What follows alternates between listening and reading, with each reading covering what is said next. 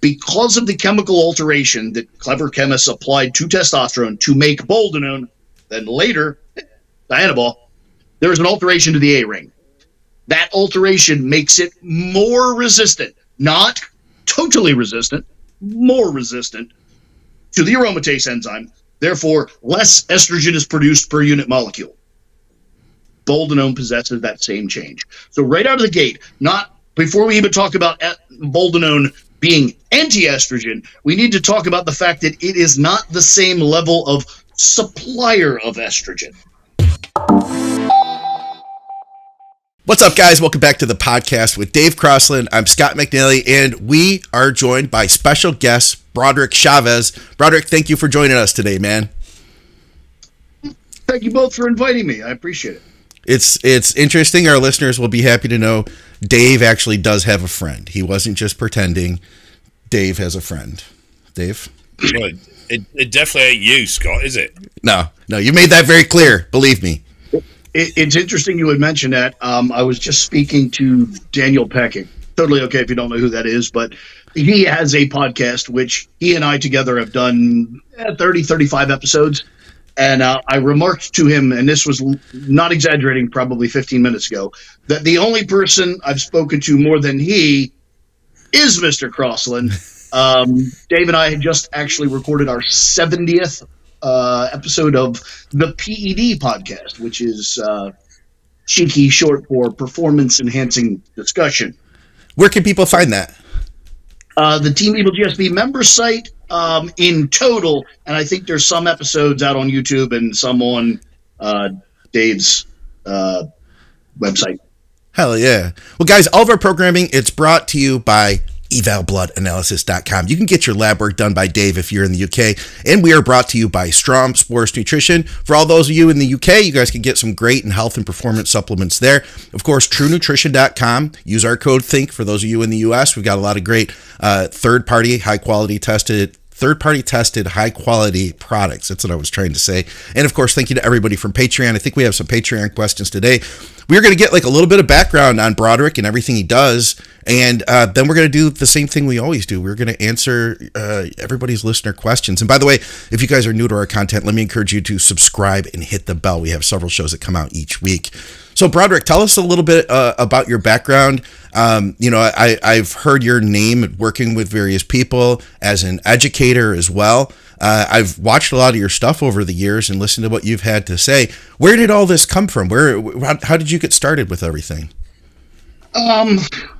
First of all, really awkward and weird talking about myself. It's the thing I like talking about the least. We won't make you do it for too long. We won't drag it out. I understand. I do understand, but just to say it out loud, like, it's really weird. And I don't think of all the things I have to say, my bio is the interesting bit.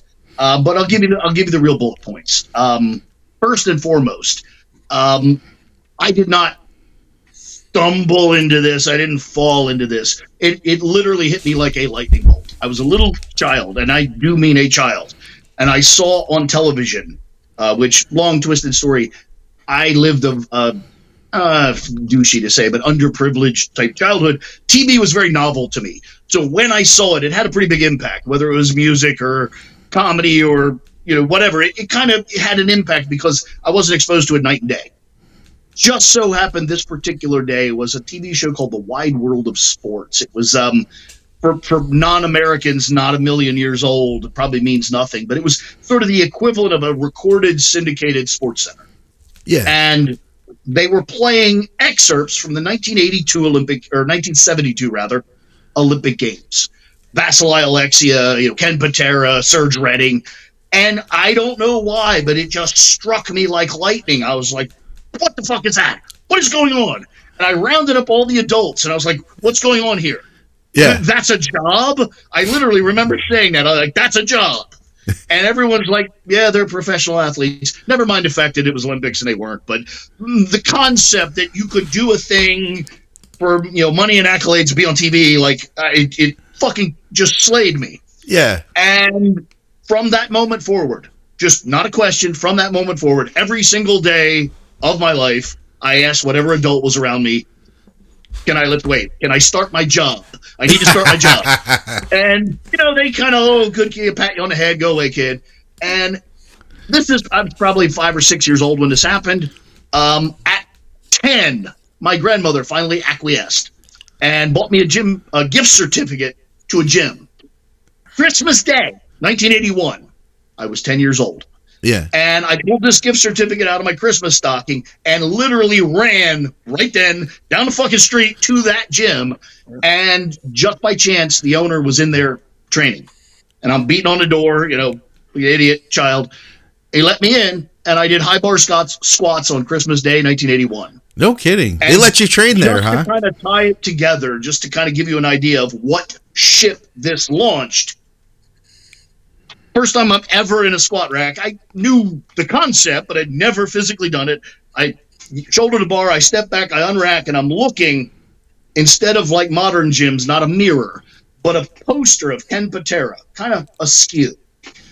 And out of the corner of my eye, I realize that this, shitty grin Ken Patera in that front rack with the aviator glasses, the classic picture, is held to the wall by 18-gauge cattle syringes. And so, they're kind of, my meaning, besides the fact that that's kind of a cool story, I think, my meaning is from day one, I was not under any illusions. I was not under any smoke screen.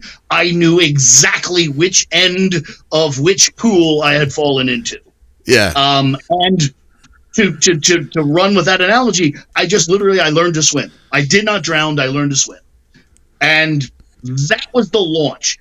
From there, I had just a little bit of prodigy. I don't want to make it a big deal. I was not an exceptional bodybuilder. I was not an exceptional anything, but I was good enough, young enough, that I raised eyebrows, drew attention. People were willing to give me their time. People, the equivalent of people like Dave, that were very established and very knowledgeable, had time and temperament for me. And I got a very, very good, at least I believe, education sort of by, proxy and osmosis. And one of the things that those people were, that I was fortunate enough that they impressed upon me, was education. And so I just developed, along with a really good back squat, which I did develop, probably nothing else, but that and a really, really almost relentless, almost problematic desire for knowledge. Yeah. In my field, I know almost nothing about anything except what I pursued. And that's, that led me to a university degree. There's a little bit of a story there, but I'll skip over it for the sake of brevity. But the short answer is 2013, I was in a crippling accident. And that really sort of flipped the switch on, having any hope of really pursuing any additional athletic accolades, and kind of forcing me quite literally to sit down, as in a fucking wheelchair, which I spent 9 months in. Oh, God. And that kind of forcing me to sit down forced me to become the kind of educator that you referenced, which is really nothing I ever wanted to be or tried to be. I just had idle time, and that's what really flipped that switch. Yeah. That's crazy. Yeah, and I can relate to that. That early memory. I feel like everybody listening has their own version of that first time that they got turned on to bodybuilding, and that's why, or performance sports, and that's why they're probably watching here today. So you've been doing this for a long time. You've been in the game for a long time. I think over time we see a lot of trends that come and go. You know what I mean? And Dave and I talk a lot about that. For a while, there was the whole oh my God. Well, of course, first there was the Arimidex. Everybody had to be on a ton of Arimidex all the time. And then there was, no, God, never take an Arimidex. You're going to have a heart attack and die the first time you take your first tab. And it's evolved. One of the conversations, and I'd love to jump into some of this stuff to pick your brain. One of the conversations Dave and I have gone back and forth a lot about is EQ as as estrogen control, and we both have our own thoughts. I think have you guys talked about this, Dave, on your show? We've touched on it. What are your thoughts, man? Because this is something that I've been watching this for a while now. I've been seeing with my own clients how it affects some people, not others. I want to hear what you have to say. Absolutely. But real quick, before you said that, you mentioned kind of fashion or theme or cycles or whatever you want to mention. I would point out on that topic, probably the most obvious one is the theme and cycle of training. There was, the ridiculous high volume, Sergio Oliva in the 60s, and then it kind of paved the way for the 180 that was Arthur Jones and, only do one set. And then, then there was the barbarians that had, like power building. And so there's always been this oscillation of training that's very forefront in the magazines or, the Instagram of the day, if you will. Yeah. And then also there's been a theme of, high carb, low carb, high fat, low fat. If you plot the training and the nutrition, you start to find they have a certain complicity. Very hard to train, ridiculously high volume with no carbs. And it's also very, so these things tend to go. And then if you kind of are in our shoes and you can see the drug themes, they also run in those themes also. Interesting. So I'm just pointing that out, that this isn't quite as random or as they're all tied together. You're saying maybe it's themes. That's all. And you didn't ask that, but I just thought it was a that's fascinating, and I see what you're saying. So you're saying that in one way or another, we don't even know which came first, chicken or the egg. Did the training volume go up and then the carbs went up, or was it the other way around? But basically, those things are tied together, and then the third facet being drugs. You find during the ridiculously high, I won't use the word intensity, but I'll use the word effort, during the really high effort training styles, drugs that tend to drive aggression happen to get a little more popular. Probably not a coincidence. Yeah. And then during the real, kind of laid back, high volume, no need for effort, well, you don't need to be a killer because it's not about killing. So it's just interesting in my mind how there's patterns upon patterns upon patterns, and I wouldn't begin to guess, what switch was flipped first. Yeah. But it is interesting. But anyway, you asked about Boldenone. It's actually a topic I love to hate, but happily talk about it. The first thing I would point out about Boldenone, and you asked specifically about the estrogen, I'll come to that, but I would say, one, I actually have before me, I queued it up just on purpose. I have for my company, for my business, a little reference sheet that we use a lot. And one of the things I love to reference is the discovery, the patent, and the release to the public of given drugs. Because universally, this shit's older than people want to believe. And the patent date is kind of one of those ones that's really hard to fucking argue with. Like a federally stamped document. I would point out that Boldenone first appeared in the literature in 1949. Okay. Boldenone was actually discovered before Dianabol. Really? Now, it wasn't patented or released to the public, but the first methanedione derivative, which Dianabol ultimately was Boldenone. It was the actual original. So all these people that go on and on about, there's no research, and they're chock full of shit. They don't know what they're talking about. It was the first one. The fact that Dianabol exists is because Boldenone existed. So, that makes kind of sense. Secondly, from a chemistry point of view, Boldenone and Dianabol are essentially the same thing. The difference is the delivery mechanism. Boldenone has an undecyclinate or some other acid esterification. Those esters are all fatty acids, enanthate, cypionate, propionate. They're basically fats tied onto the back of the drug. Whereas Dianabol is the same root molecule, but has a C17 alpha alkaloid, basically a giant alkaloid jammed into the same place. That's it. So that, even though they're so similar, yes, they very much have different behaviors and properties in action. That is just a kind of a proof positive that chemistry is a fickle bitch, and it will do some weird shit all by itself. However, I'm coming to a point, and I realize I'm long-winded. I apologize. Oh, that's all right. This is all good stuff. In a steroid, any steroid, and by the way, anyone listening to this should make themselves familiar with this. I'm not saying you need to go to school and get a degree in chemistry. As a matter of fact, I would say don't do that. It's horrible. I wouldn't. But you should be familiar with the fucking super basics. Every testosterone derivative, testosterone included, has a 4-ring structure, A, B, C, and D. There's these diagrams, you'll see it. All of the DHT/estrogen shit happens in the A ring, okay? You say 5-alpha reductase. Well, there's little numbers around the diagram. Those numbers are the 5, the 17, the 19 that we use in these other conversations, okay? When you say aromatase, okay, that's an enzyme. Aromatase, anything that ends in ace is an enzyme. Giveaway, learn some science words, super important. Anything that ends in ACE is an enzyme. That particular enzyme is produced in fat adipose cells. Okay, it enters the bloodstream, circulates around. When it finds a 4 position in a testosterone molecule, it breaks that bond, allowing testosterone to essentially decay into estrogen. That's why testosterone is the major source of estrogen in men. Because of the chemical alteration that clever chemists applied to testosterone to make Boldenone, then later Dianabol, there is an alteration to the A ring.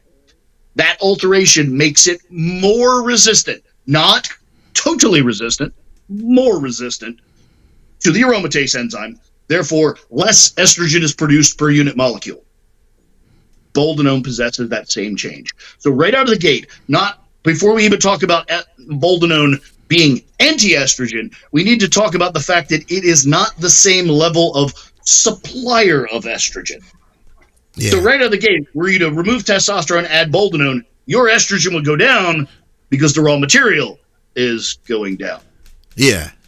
Okay? That, again, super obvious, probably not the question you asked, but also relevant to the conversation. Absolutely. For instance, if you were on TRT and you decided to change your T to an H, maybe say drop 200 milligrams of testosterone, add 200 milligrams of Boldenone, you should expect, for no other reason than supply and demand, your estrogen to go down. Which makes sense. Yeah. Okay. Okay. But there's that. Now, something else most people don't know about steroids. Almost all the steroids you can name, and most of the clever shit that kind of rides along with steroids, were really discovered and not created. Huh. If you sample enough blood and urine of a living creature, you will find testosterone, you'll find estrogen, and then you'll find the things that they break down into, the metabolites. Well, in this, and these things don't just, it's not like a Lego that you put together and you smash it into a million Legos. It's a big piece that breaks into 2 pretty big pieces that then break down into smaller pieces. Well, some of those smaller pieces are still active. For instance, in normal, regular people, some small amount of testosterone actually naturally degrades into Boldenone. Therefore, when you talk about these patent dates and things, it says Boldenone was first described in the literature. That means somebody found it in a fucking blood test. Okay. Said, wow, that's interesting. Isolated it, synthetically produced it, then tested it, found, well, this is actually a better anabolic than testosterone, that sort of thing. Now, not every steroid. Some were purely synthetically created, but most were discovered. Huh. The original progenitor, not Arimidex per se, but the original progenitor of aromatase enzyme inhibitors were actually found in that fashion. They were actually a metabolite of normal biology. They were found. Oh, this is interesting. What does it do? Oh, shit, it seems to reduce the amount of estrogen. Study, tweak. One day we have Arimidex. So, moral of the story. Testosterone itself produces an eensy bit of aromatase inhibitor. Boldenone produces an eensy bit more. So, Boldenone does, in fact, medically, demonstrably, has a minor anti-estrogen effect. Add that to the fact that it produces less estrogen, you get an estrogen reduction effect. Okay, yeah, because we've seen some people that, I mean, I can speak for myself, I guess. I've seen some people who were running similar cycles who seem to have an extreme effect while others haven't, you know? And so it's funny because when we talk about this, we always have people that will comment. We'll have somebody who says, oh, well, I was taking this, this, and this, and my estrogen was this. This is proof that it does work as an AI, or this is proof that it doesn't. I agree. But again, I'm personally allergic to bananas. I eat a banana, I clasp my throat and keel the fuck over. It's true. But it's not normal. So, like, that's a really shit argument. There's always outliers. Always. In everything. Yeah. Outlier doesn't make the rule makes the outlier. That's how this shit works. Okay. So, I'm not going to take the people to task, but there's 20 million people around the world that have taken steroids. Not every one of them, had an estrogen emergency relating to Boldenone. That's dumb. Yeah. Yeah. Okay. I wanted to make sure I covered that because I already saw in my head those comments being typed as we talk. And of course, like people want me to argue them, like, oh, that's not real. You didn't. No, I totally.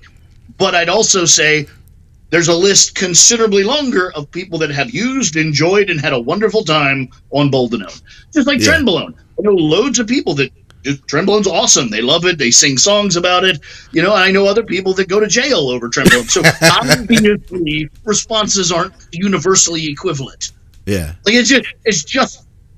I mean, again, the world loves bananas. Everyone, they're a great source of potassium, except for me. Yeah. Dave, is there any topics you guys have talked about lately that you wanted to bring up here on the show? We unfortunately very rarely talk about drugs. I think our most recent conversation was really about my borderline fetish for tall, muscular women, and I'm pretty sure that's not the theme of your show. Nothing wrong with that, though. Nothing wrong with that. I'll say that right now. Yeah, we have some very strange conversations sometimes. It tends to just go where it goes. Coffee comes up quite a lot. You're a coffee guy? Oh, is he? We literally wrote a book on the topic. You're kidding me. Not at all. What's your favorite coffee then? I'm not being an ass. I don't know the level of acumen, so I don't know what answer you want. I'm just making this question up as I go. I get a good. I was hoping to learn something basically. Well, I mean, there are literally different genetic varieties of coffee. There are different geographies of coffee. There are different methodologies for making coffee. So I don't know. You might want. Oh, I love light roast. Okay, yeah. Let me ask you this. That might be the question you're asking. I don't know. Let me ask you this then. What's your favorite way to prepare coffee? Quite literally, I have an average answer and I have a specific answer. On average, an AeroPress, because I could do the most with the least. AeroPress is my go-to. However, the real answer is it is actually bean specific. There are beans that I would never put in an AeroPress. Oh. There are beans that I would always put in an AeroPress. There are beans that I would always and only make espresso from. So it's very specific. I gotcha. Do you have one of those cool espresso machines at your house? 4. Oh my God. My kind of guy here. Dave, you're a big coffee fan too, which isn't as common for you guys in the UK. You guys thought all your people drank tea, Dave. I'm not even raising today. You can sod off. All right. We do all sorts of stuff on this show, Broderick. That horrible shirt that you normally wear. Broderick, we do all sorts of stuff. Dave's been a big fan of our magic segment that we've been doing lately. We've been practicing magic tricks. He loves that part. I do not possess dexterity, so magic is beyond me. Well, we did have a bunch of stuff here. Yeah, what were you going to say, Dave? I must apologize, Broderick. He has some learning issues, behavioural problems. You've just got to work with him a little bit and humour him and say, yes, very nice, good boy, Scott, move on. Everybody, Dave wore a salmon color shirt. He called it salmon. We literally got 50 comments saying, no, Dave, that's not salmon, that's pink. It was salmon. And anyway, I'm manly enough to pull off pink, even if I did choose to wear pink. Hey, I got another one on that same related topic. Can you speak on Masteron as an AI? Well, I actually, again, I find that such a weird conversation Of all the drugs we talk about, outside of specifically aromatase inhibitors, which were much later and much more specific, drostanolone propionate is the only steroid that I'm aware of. Notice I said that. I don't know everything, but it's the only steroid I'm aware of that was clinically used to modulate estrogen. It was literally a frontline medical treatment for estrogen-dependent breast cancer.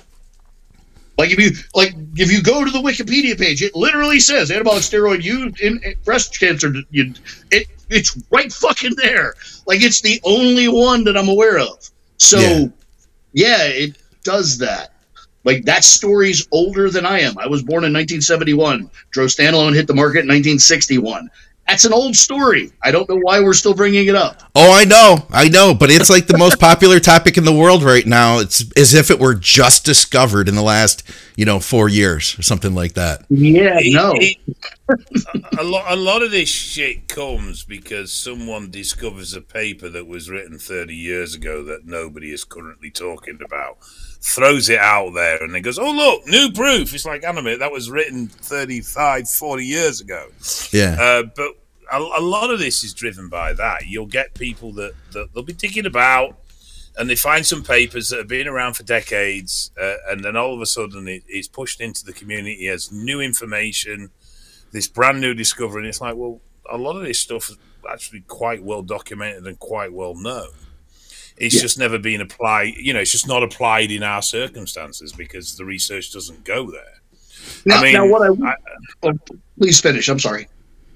Well, one of the things I was going to say is that the refreshing thing at the moment is that the UK in particular is starting to look at user-specific research or user-influence research under the guise of harm reduction, but along the format that if people can use drugs more effectively, then you can argue they'll use less drugs. So this is the premise which this harm reduction argument has been proposed, that academic research will actually look at real-world questions that users have around compound use. If that actually bears fruit and comes forward, that's going to be interesting. Absolutely. And one thing I would add to the conversation on the topic is this effect is very well medically documented. It was frontline medical treatment for like 20 years. It's not, it's not voodoo. It's real shit. But what I would point out is both population and dosage. The population was largely women. Estrogen-dependent breast cancer does appear in men, but infinitely less than women. And I would also point out that the dosage was therapeutically documented. So we're talking, maybe 4 or 5 milligrams per kilogram weekly. People that love to grab a paper and wave it the fuck around tend to forget that dose response curves are oftentimes not linear. So they assume that because, a 60, 70 kilo female and 200 milligrams, this happened, and they draw a line out, well, then this should happen because I'm a 300 pound, whatever. Yeah. No, that's not necessarily. It can be true. There are drugs that it is true. There are drugs that are very linearly dose dependent, but there are also drugs that wildly upturn and wildly downturn. Yeah. So again, I don't want to just kind of act like, clinical data means nothing, you can't use it, because that's not fair. But over-relying and, dare I say, over-extrapolating from clinical data is a terrible idea. Yeah. Yeah, well, we know from anecdotal that double the dose of anabolics isn't necessarily going to be double the results, particularly at the higher end of dosage. Dave tried. Dave tried. I've been there, bought the T-shirt. I often joke, Mike Isertel's a good friend of mine. Frustratingly so, but he's a good friend of mine. I genuinely like him as a person. I don't love all of his thoughts, ideas, and attitudes and delivery on the content, but good person.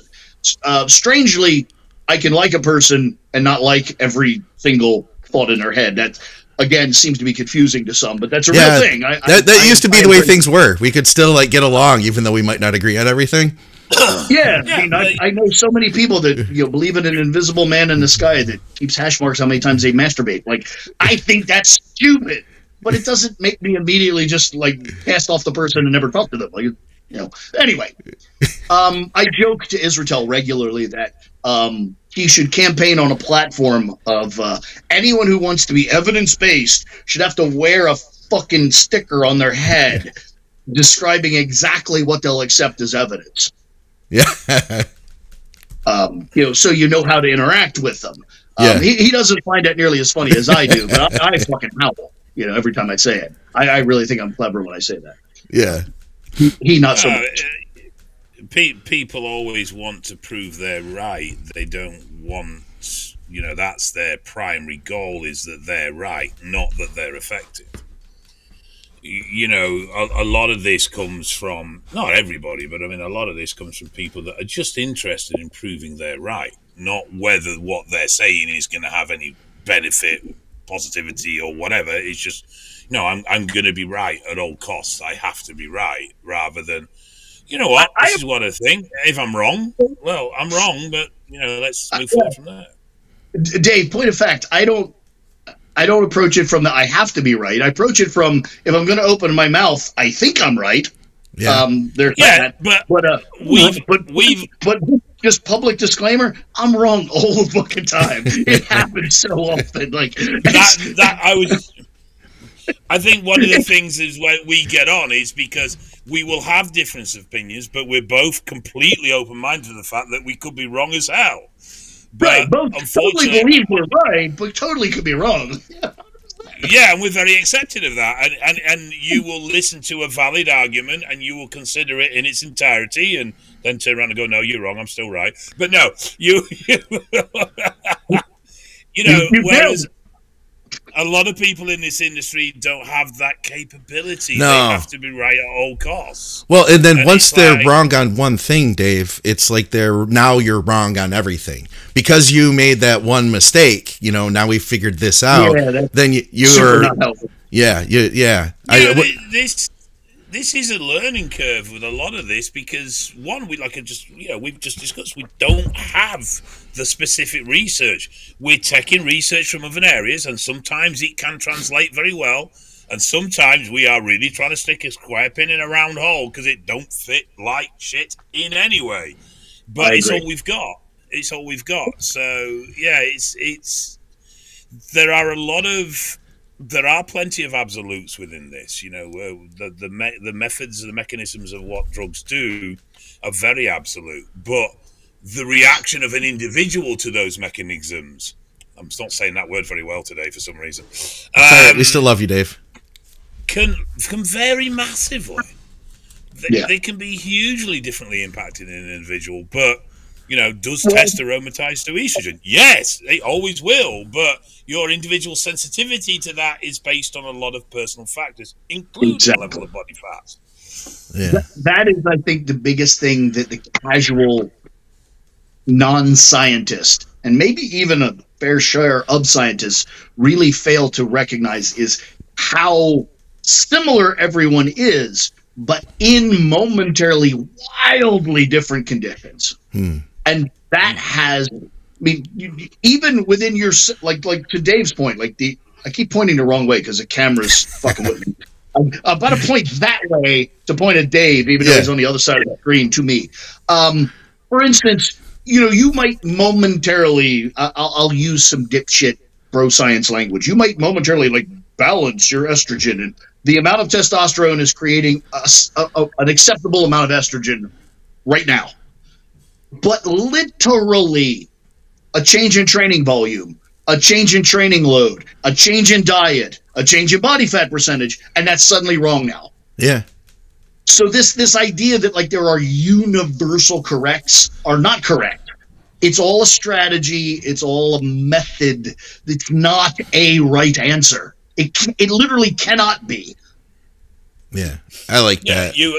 You have a start point, and people will say to me, what's the best ratio of this drug to that drug? And it's like, you can have a start point that in most people will give you a relatively tolerable scenario.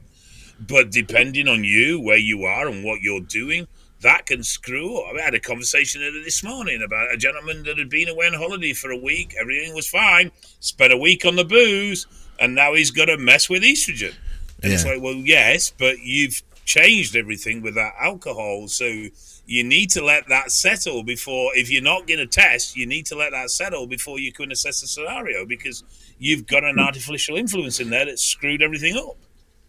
Well, one other on this, and I don't mean to belabor this point because I sense you have other questions, but just to kind of belabor this to a higher degree, you used the word cycle, and I didn't flip out, but I did actually visibly recoil. I really don't like that word. I mean, no, let me rephrase. Perfectly valid word. Two things that are circular, like a bicycle, a unicycle, things, the cycle of seasons, like anything that goes back to the beginning is validly a cycle. My point is, I can't imagine a scenario where you take drugs to get back to the beginning. You probably take drugs for an outcome, which is why I personally use the language of a course. You have an origin and you have a destination. My point is this. The whole reason for taking drugs is to erect some sort of change. Yeah. So the idea that there's going to be a universally correct balance along the way as you're physically, intentionally changing things, it seems dichotomous. It seems incongruent. Yeah, I can see where you're coming from with that. Dave has his own words that he doesn't like. Dave? Synergy? Sports TRT. You guys want to talk about sports TRT, Dave? That's Broderick's baby. That's Broderick's baby. All right, we do have a bunch of listener questions. I'd love to jump into some of these and get both of your perspectives on this stuff. We had a guy, he says he's dealing with GERD and acid reflux. He's using Test Undecanoate 500, and he's on Tren Ace at 225. Says he's run this before with no problems. He says, could it be the Tren causing this? He's using all sorts of medications. He's done things like Nexium, Prilosec, probiotics. And he says really he's had no success. Go ahead, Dave, please. I was just going to say, I'm not saying that Tren is the sole cause, but if there is an underlying factor, it definitely ain't going to be helping the situation. It's a well documented anecdotally that Tren can cause things like acid reflux and stuff like that. But there is most likely some more factors to this completely, because obviously it can be managed as well. Now you both look expectantly at me. I'm going to be. You got some science, Broderick. Yeah, I'm going to be super honest. 99% of my education is self-learned, and of that 99% has been self-interest. I don't have it, don't want it, don't know anything about it. Okay. So stumped Scott. So basically, if Broderick's never had to come up with the experience or a problem with it, he's never bothered learning about what might be behind it. Okay, so that's fair enough. That's an honest answer too. I like it. All right, I talk a lot, but it's almost universally about shit I think I know something about. If I don't, I can't be bothered to make up a story. That seems so effort intensive. Yeah. To make up some your lining of your stomach and I don't fucking care.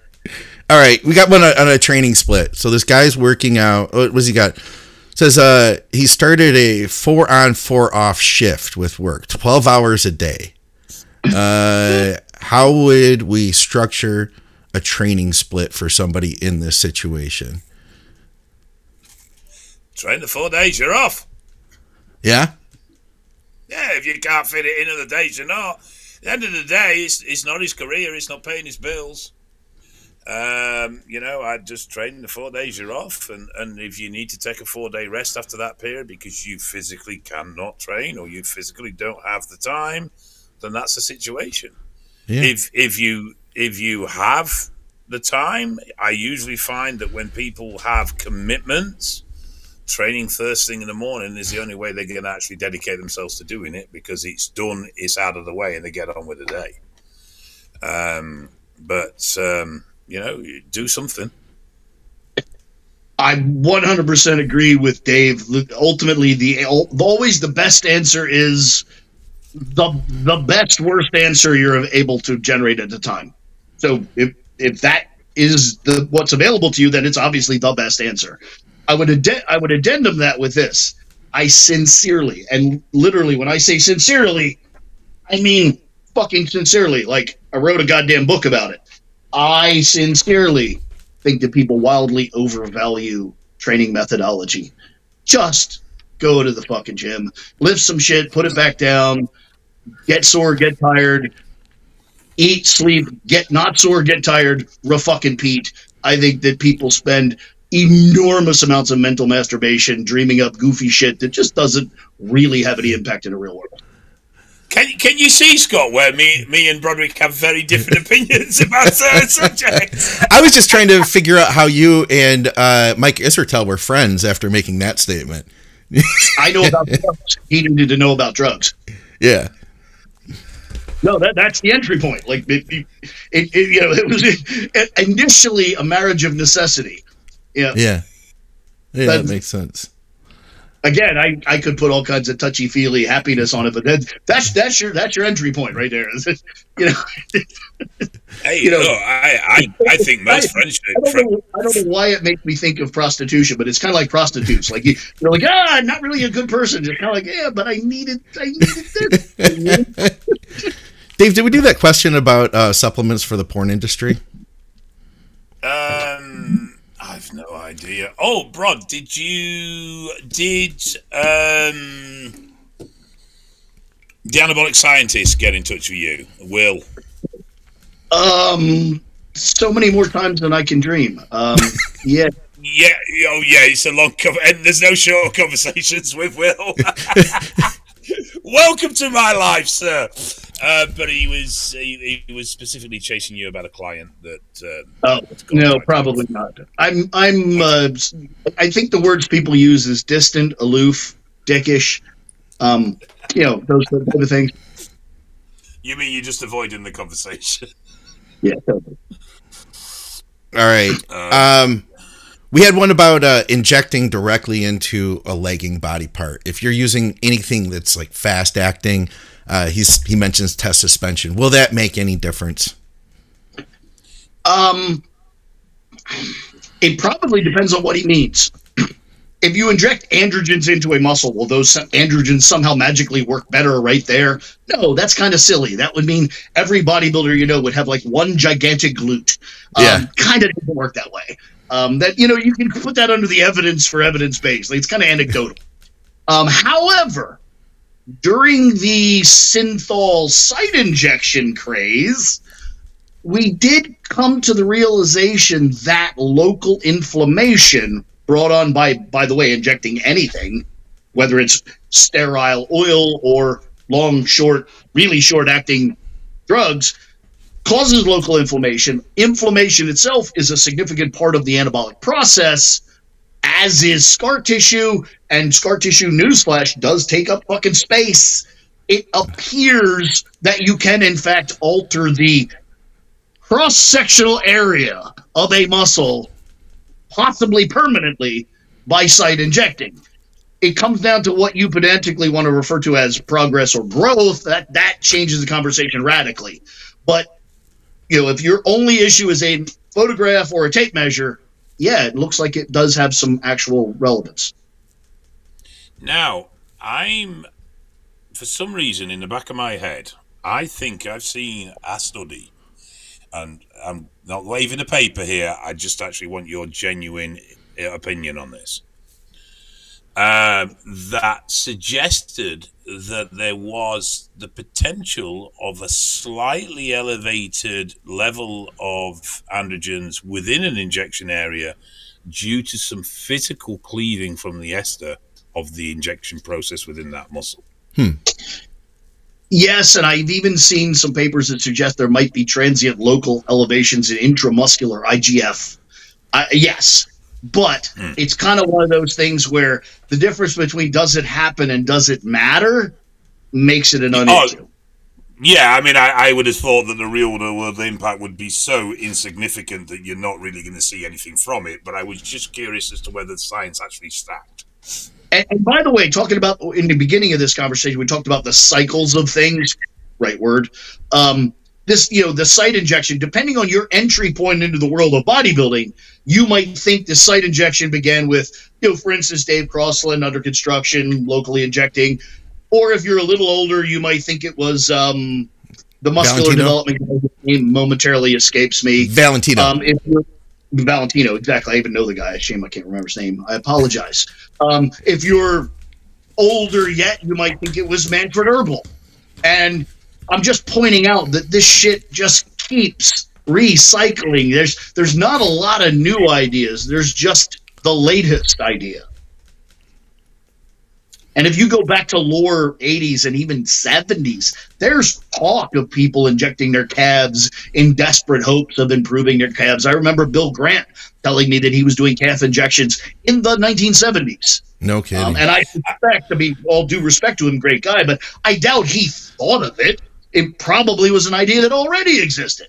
Yeah. Well, I mean, if you think about it logically, if someone looks with no understanding of how anabolic works, looks at an anabolic and knows that injecting this drug is going to increase his muscular mass, it's not a far reach for someone to go, well, if I put it here, right, it will probably make that grow better because it's more of that in one. So, I suspect that from the point of anabolics being used, injectable anabolics being used to increase muscle mass, there was someone very quickly went, well, I reckon if I put it here, there, and there, I'm going to get bigger muscles in that area.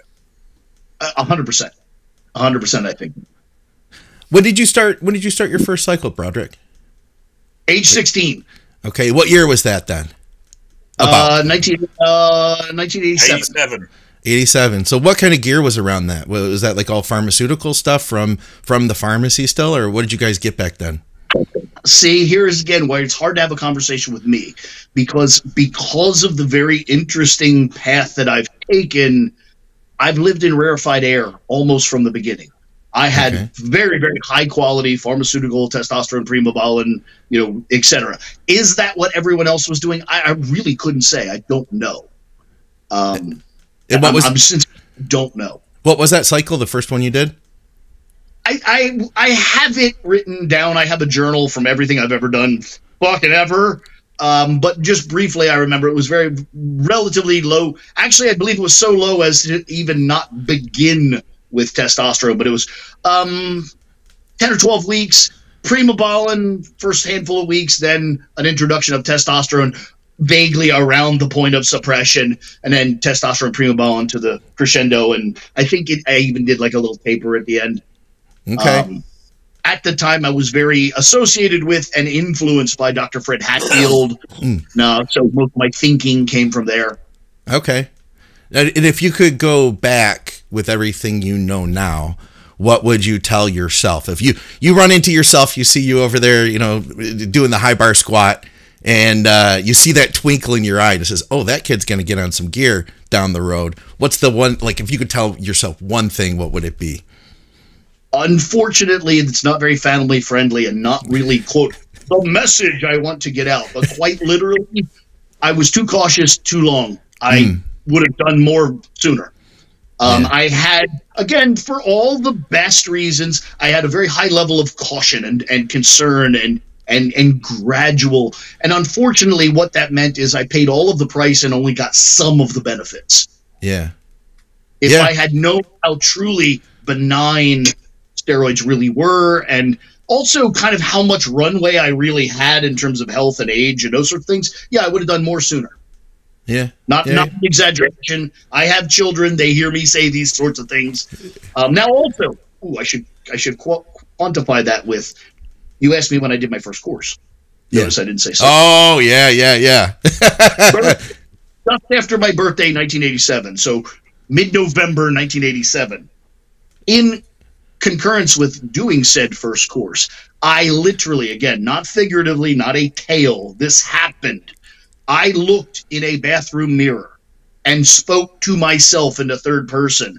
I made a Faustian deal with the devil, and I said, if I can do the things I want to do, lift the things I want to lift, live the life I want to live, and I can make it to 40 years old, that's a fair deal. Dang. So understand what I mean when I say that. I'm 52, and I was only banking on 40. I'm 12 years into gravy. Had I known that, I would have burnt the candle fucking faster. Gentlemen, I'm going to have to bail, but I'll leave you to finish off. So I'll catch you on Friday, Brod, and speak to you all soon. All right. Well, thanks for joining us, Dave, and thanks for connecting us and everything. And guys, go to Crosland. No, not even Cross. Just go to Eval Blood Analysis. Reach out to Dave. Yeah. Website's down, but I'll leave you guys to finish off. All right. See you, Dave. Sir. All right, I guess it's just us now, Broderick. This is Dave. He gets a guest on, and then he bails early. This is exactly his plan, actually. Now we can talk shit about him for the next 10 minutes. I have nothing negative to say. Dave has been one of the true sort of reliable positives in my life. I don't joke, nor do I certainly don't say that casually. Yeah, that is cool. He's a good dude, and Dave pretends like he doesn't like doing the show, but everybody sees through his hard exterior, and everybody loves him here. Let me see. I had a few things. I had looked at your Instagram and just looked at some topics that you had spoken on recently. And I didn't quite catch all of this, but it sounded like you had something. So I think that a lot of the GH secretagogues are looked at as being like pretty benign, no big deal. I didn't quite understand what you were saying in one of your recent reels, but it sounds like you had some thoughts about them that maybe might make us think twice about how benign they are. Well, first of all, yes. And second of all, I always try to mention this whenever possible. The concerns are older than mine and inherited from others. It's not as if I was the first person to dream up this concern. Okay. Earlier reference, Dr. Fred Hatfield was a big proponent of naturally releasing growth hormone. But every single time he talked about naturally releasing growth hormone, whether it was through arginine or ketoisocorporate or any of the many things, naps, saunas, any of the many things he talked about, he also would say, and remember, we don't really know the consequence of overtaxing we don't know if we can overtax one's pituitary, but if you can, we don't know what the consequence of that would be. Sort of in the rider, but so again, this is kind of thinking that goes back to like the 1980s. Yeah, we know matter of factly that you could overtax, say, a pancreas. Diabetes mellitus is a real thing that everyone's pretty familiar with.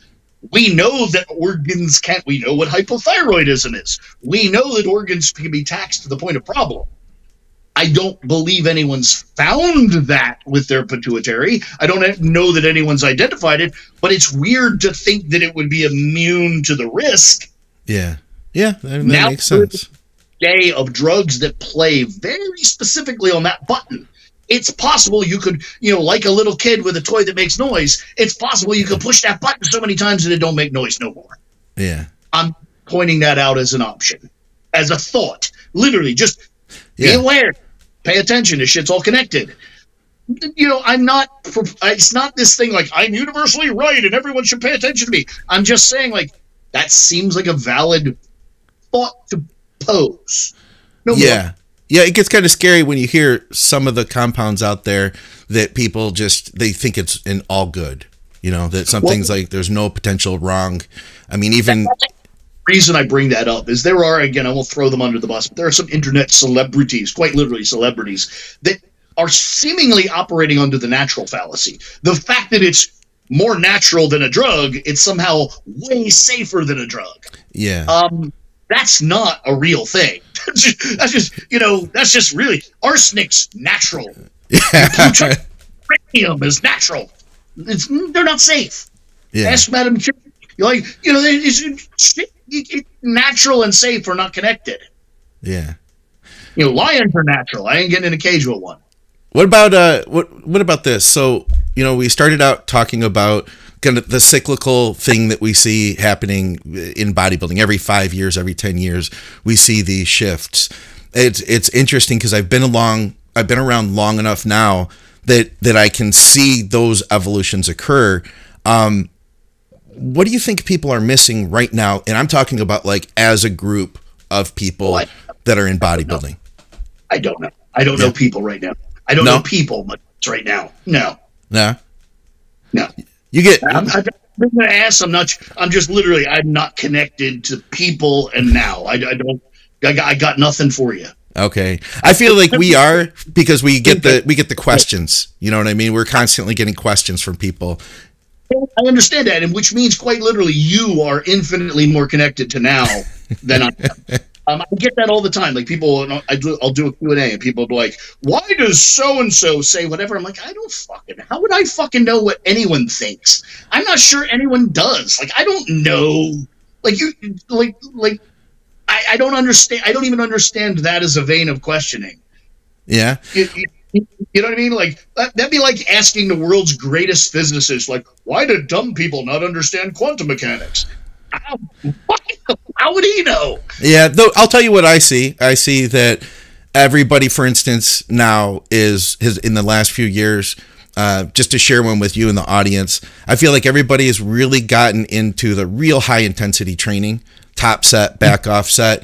But then when I actually see their training, they're not generating the intensity to be able to just get everything they need out of 1 or 2 sets.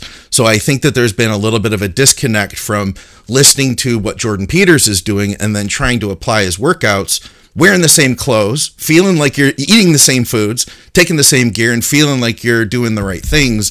But the disconnect is not in understanding that they didn't have the power or the intensity to generate what they needed to out of that one set, you know? Yeah, I mean, effort is the word I would use there. Again, I'm not giving you shit. I'm just saying, like, I would use the word effort, not intensity. In science, effort is defined as the amount per unit time. Yeah. So literally, load is the intensity. It's the amount of weight you're lifting per unit time. It's not the effort applied. So I personally make the distinction between load and intensity. So I would say that you're right. Most people probably, especially if their intention is to train at a particularly low set count, they need to counterbalance the missing sets with effort, and they're not doing so. I would totally agree with that. I mean, I don't know if that's a new problem. I think that's probably a pretty old problem. Yeah. I would also point out that, talking about the rule makes the exception, I think that the Dorian Yates, what's his first name? Jordan? JP. I think he also would fall into the heading of probably the exception in that, one, he is mentally and psychologically able to drive those levels of effort, but also, two, and probably way more important, he's just quirkily durable. Training like that would just destroy me and almost anyone I know. I think people really forget that the durability aspect of things is a real thing. Yeah. What have you found works for you training wise? Again, I don't like the question because I found that anything fucking works. I literally, you eat food, take drugs, and lift weights in some fashion. You'll make. It was more of a personal question that I'm trying to understand and learn a little bit about you. So I'm asking the question like, hey, what kind of training do you like, Broderick? And not trying to be a dick. I like training particularly hard. There's videos of me training with Juji Mufu where we just do ridiculous shit. Double super stupid pre-exhaust, squat to failure, like literally fall in a heap under the bar. Like that's what I like to do. Now, did I use that methodology to achieve the records and pinnacles, which I did? No. I trained very, very systematically and mechanically. To squat 800 pounds, you must do this much with 400 pounds and this much with 500 pounds and so on and so on. Because I was more interested in the goal, I did such. I trained very formulaically. But if you're asking me what I like acting like a jackass. I like doing shit because it's funny. I mean, 100% I like that. But it's not how I chose to achieve my goals. Right on. Well, listen, man, I appreciate having you here. If people wanted to follow what you're doing at Evil Genius, what's the URL for that? One really good piece of advice I was given very early in my business adventure was branding. And so everything that we are is at Team Evil GSP. So if there's a place, that's our whatever moniker, handle, thing, jobby.